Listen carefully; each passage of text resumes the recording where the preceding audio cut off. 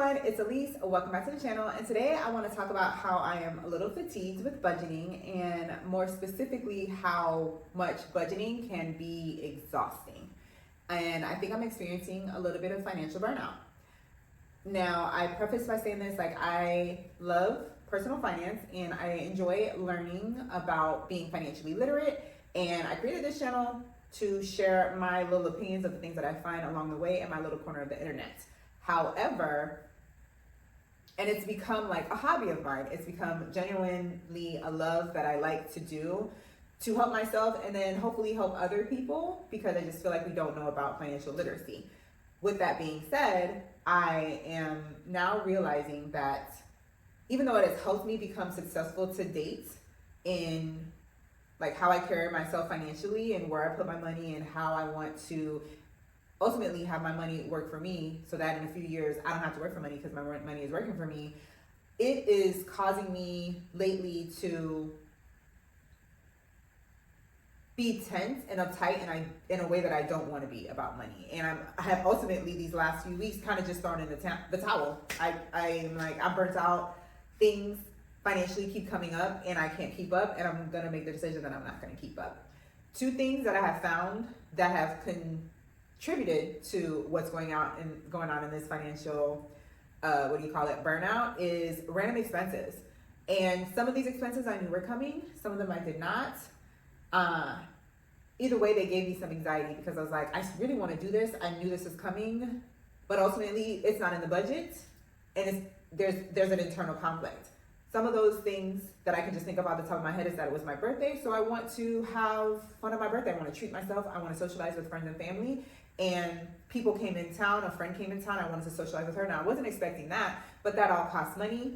Another thing is, it's a kind of birthday related, is that you have birthday expenses. I got an email that my car tag needed to be renewed, because that's usually something that happens around your birthday. That's a good $80 to $100 that I was not expecting.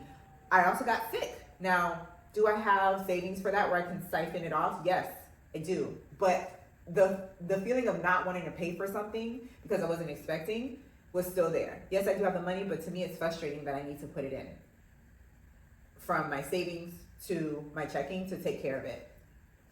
Now, I do have to be fair in saying that this probably would not frustrate me if my budget was 100% honest. And since I'm being frustrated, it really tells me that I need to adjust it and increase my budget, but the financial girl in me does not want to. I know that I need to, but I don't want to. I'll talk about how I'm going to address that in a little bit. And then the second thing that kind of has given me fatigue, that I don't want to deal with things all financial, is, what would you call it? What's that thing called? Inflation. Inflation has gotten better in some ways, but I think inflation affects people differently in different regions, and particularly living in Miami, there are just some things that have occurred that we know that are going to occur that are causing me some angst, and that's global warming. About 2 weeks ago, we had a deluge. I love to call it a deluge, but ultimately it was a really bad rainstorm, and the rainstorm wasn't a hurricane, but it caused 18 to 24 inches of rain in different parts of South Florida. Some neighborhoods more affected than others, but people could not drive. Water was coming inside their homes. And it's just a very sad situation, because I know that now, I was like, okay, well, I'm not going to feel anything immediate. My house is good. My car is good. Thank God. But I just know come renewal time for my property taxes, for my car insurance, for my home insurance, that thing is going to go up. And them companies are going to tell me it's because of all the claims that are happening, because there are a lot of claims that are happening with people's cars, especially, and homes.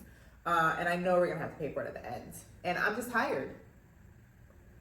I am going to try to stay in South Florida for as long as I can, God willing. But this is just a part of living here. And honestly, a lot of people are leaving, and I don't blame them. We might all need to leave. But in the meantime, we have to pay for these astronomical rates. And I'm just tired. I'm fatigued. I don't want to deal with it. And I'm gonna choose to keep my joy summer 2024 and not worry about it, and plan for the future as much as I can. But I'm tired of planning. And I think that's a part that people who like finances and like to talk about finances should talk about more often, is that you have some periods where you just don't want to deal with it. Now, I know I can't not deal with it forever, so that leads me to like what I plan to do. And the first thing I've kind of been talking about in this whole video is that I'm gonna have an "if it were going to go live" type of attitude. Fees are gonna come up, unexpected expenses are gonna come up. I'm not gonna worry about it. If I need to, I will siphon some money from my savings to where it needs to be now. That's why you have savings, right? That's how I feel. Like, that's why you have savings for unexpected things. If you get sick, your car gets sick, etc. So from now until, honestly, I think summer's gonna do a lot of financial damage for me, but it's okay because life is for the living. But definitely by the end of the year, I'm just gonna let go and let God. Let things happen and see what happens. The next thing I'm gonna do is pray. I'm gonna pray for a windfall because the Lord says you can ask him for anything. Stupid things, things that you think are inconsequential, big things, and this is not inconsequential, but I'm just gonna ask for windfalls. And actually, when I was making this video, I was gonna talk about just praying for it, and I got it last week. I unexpectedly got a check that was bigger than I was expecting, and ultimately it replaced the money that I was missing from the days of work that I missed. I missed one because of that deluge. We couldn't go to work because I wasn't sure my car would make it, and number two, I missed a day for my birthday. My boss gave me my birthday off. That was really nice, but I was needing that money. And, you know, as someone who has worried about money before, I was like, oh, but it's my birthday, but I need that money. I decided to enjoy my birthday, and we had a really good time on that day. And yeah, that was in June. In July, August, and so forth, I'm just gonna pray and ask God, like, I really need this. And one thing about the Lord is he doesn't do anything, but he does say that he's gonna give you all you need. And I'm not asking for super plus things. I'm not asking for luxuries. I just need a certain amount of money, and I'm asking him for that. And in the efforts that what I'm doing doesn't work out, I'm just praying for a windfall. Lord, let it show up sometime, because that has happened to me many a time in the past, and I don't see why it can be different. And then the last thing I'm going to do is continue working my positive systems that have worked for me in the past and up until today.